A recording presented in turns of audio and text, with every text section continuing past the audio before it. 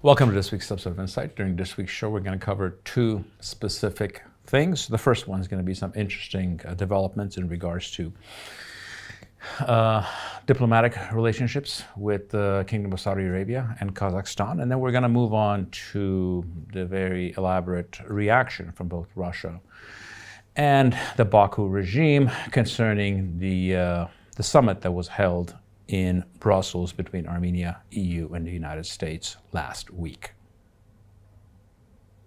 Let's speak of developments on the diplomatic front. The first one being the visit of the president of Kazakhstan, Tokayev, to Armenia this week. There's a series of agreements that were signed, mostly on economic matters, just on trade, investments, and on migration. More interestingly, President Tokayev came out publicly in support of the Crossroads for Peace program, which is the Armenian project on how to open up transportation corridors in the region. And it is specifically hated by both the regime in Baku and the government in Moscow because it is obviously the answer to not having a corridor of any kind that is demanded by both of those countries. And more interestingly, and in tune with us, he actually went ahead and also made the case that the Eurasian Economic Union, which is the sort of the Russian version of the European Union, or the sort of the poor man's version of it, should not be politicized, which is a case that our side has continually made, that this should be essentially focused on nothing but economic matters and not be used as a political weapon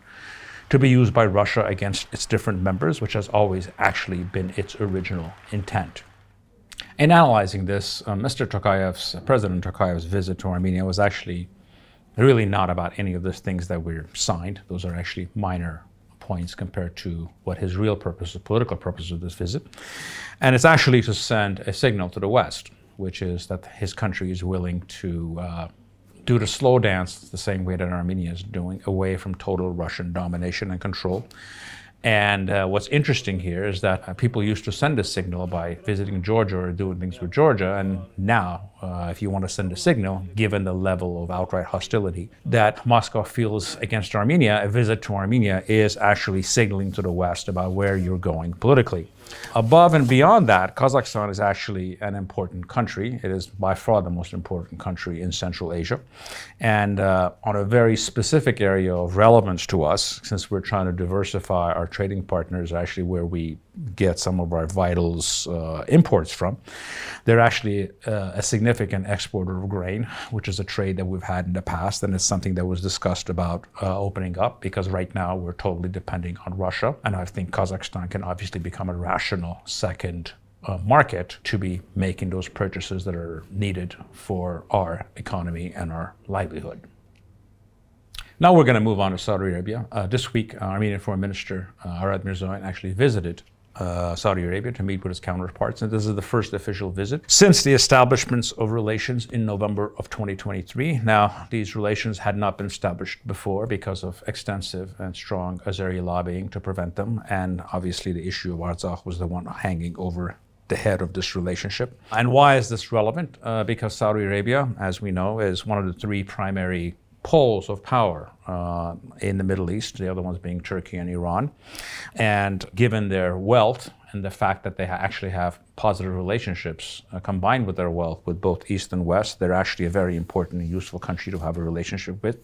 Secondly, they're obviously a primary source of investment and tourism regionally, actually. And actually last year, we started having flights almost on a daily basis from Saudi Arabia over the summer and spring months. Then we move on to the field of economics, and there's actually a great synergy between their investments and our IT sector. In fact, they recently announced $40 billion to fund venture capital funds for IE startups, and if we can even get a small portion of that, it can be quite transformative. Right now, almost all of our venture capital funds come out of the Silicon Valley, and it would be good to diversify that locally.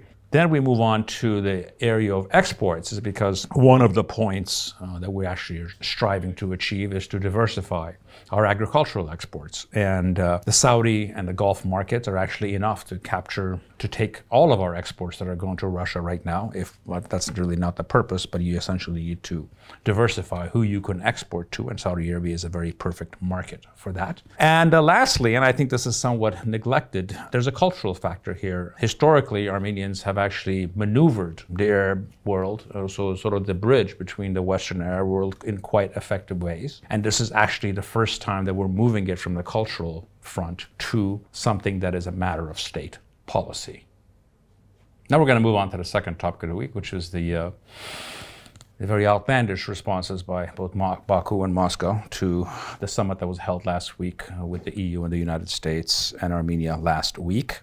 Let's start off with the response to the Baku regime. To put it, there's no other way to put it, that it was histrionics at its worst, the kind that would put a bad mother-in-law to shame.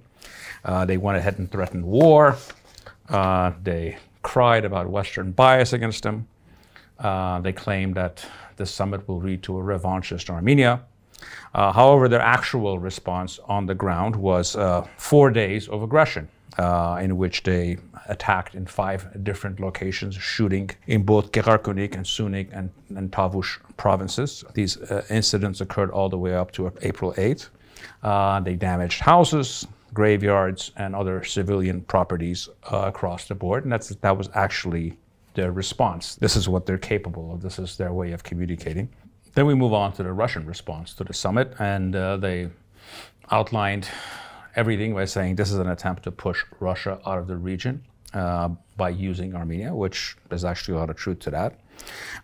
They claim that the summit does not serve the interests of the Armenian people. They went ahead to highlight the great benefits of CSTO and and Eurasian Union membership. And lastly, which I assume is their threat, they said that this has the possibility of turning Armenia into the next Ukraine.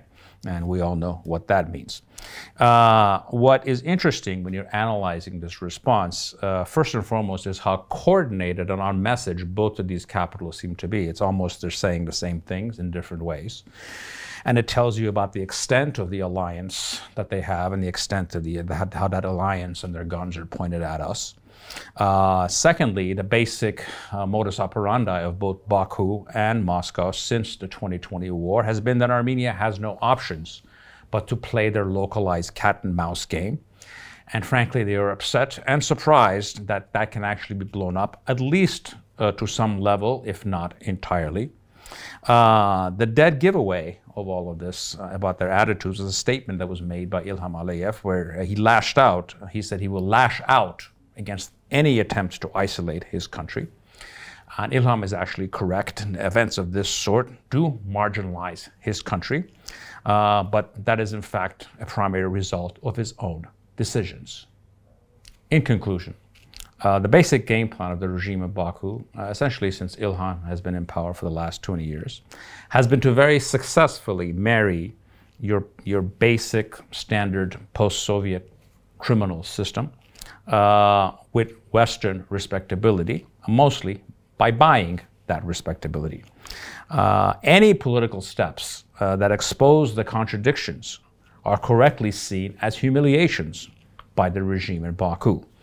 To the extent that they are complaining and crying about the summit, it's in fact a confirmation that we're on the right path, because no one complains about things that aren't relevant. Our goal, frankly, must be to double down in every way on this front to do 3 things: to criminalize, delegitimize, and marginalize the regime in Baku to the greatest extent possible. The summit last week was an initial step in achieving that program. Thank you for joining me in this week's episode of Insights. Come out! Put your pants down! Do not make my bunghole angry. You do not want to face the wrath of my bunghole!